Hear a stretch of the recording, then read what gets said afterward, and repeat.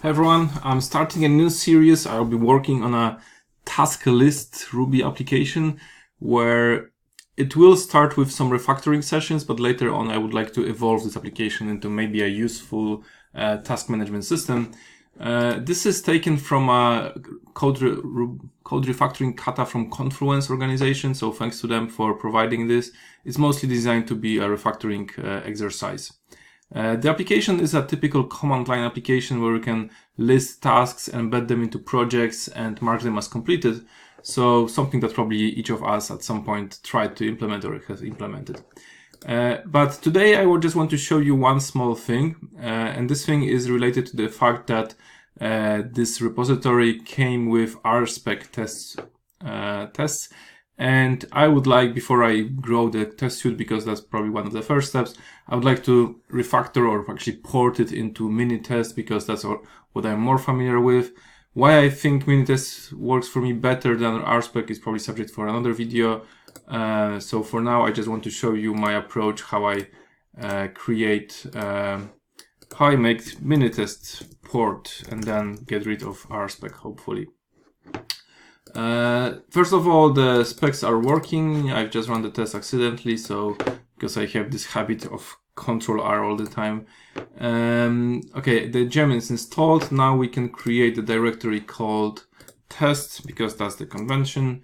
Now in the test, we create a file. Let's make it application test RB, just so that it's so this is matching the current one, so I don't want to change too much, I just want to port stuff. Now we can create class application test, and this inherits from minitest test. The usual thing which I do at the beginning is to see whether things are failing in the right way. Obviously now I run the test fails. Now that this is what I want to run, and this is failing because it's initialized constant minitest because I didn't import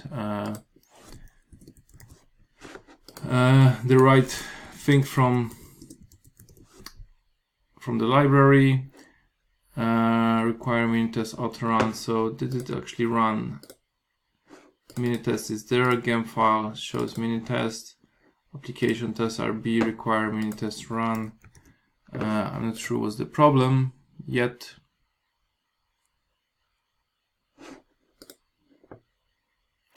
Minitest. Maybe I did something wrong with the naming.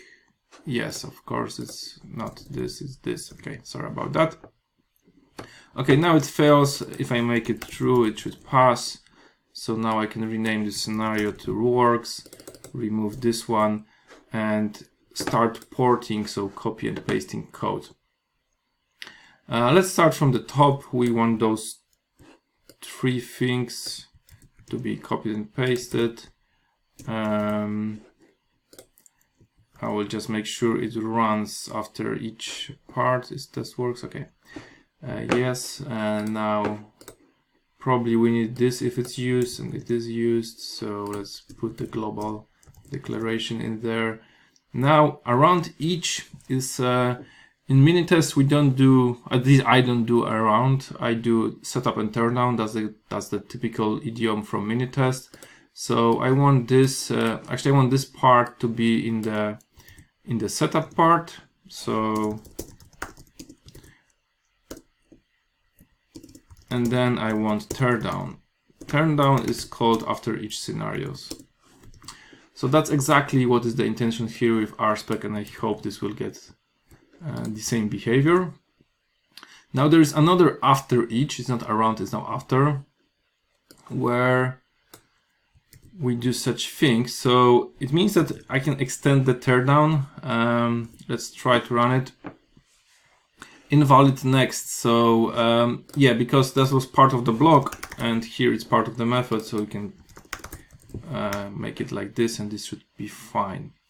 Okay, undefined method is still running because we didn't really. So let's just copy all those helper methods first. I can make them private. OK.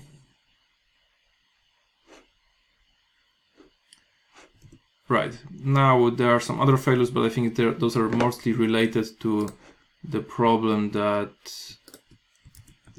there is no scenario to running.